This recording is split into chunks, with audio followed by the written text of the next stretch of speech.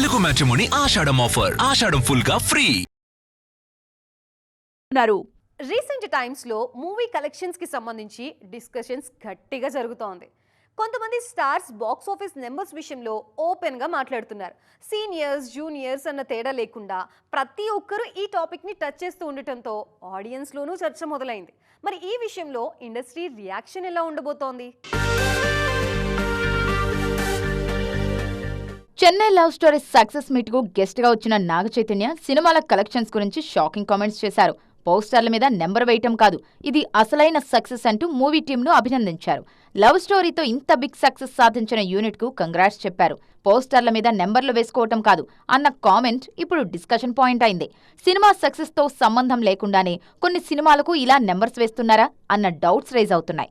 సినిమాల collections posters విషయంలో చాలా రోజులుగా అనుమానాలున్నాయి. ఇప్పుడు స్టార్స్ స్వయంగా ఇలాంటి కామెంట్స్ చేస్తుండటంతో ఆ డౌట్స్ మరింత పెరుగుతున్నాయి. రీసెంట్ గా నాగార్జున కూడా ఇండస్ట్రీ పరిస్థితులపై ఇంట్రెస్టింగ్ కామెంట్స్ చేశారు.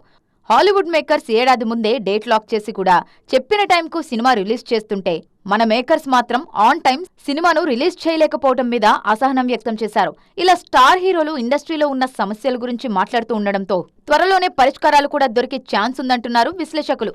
తెలుగు మ్యాట్రిమోనీ ఆషాఢం ఆఫర్. ఆషాఢం ఫుల్ గా ఫ్రీ.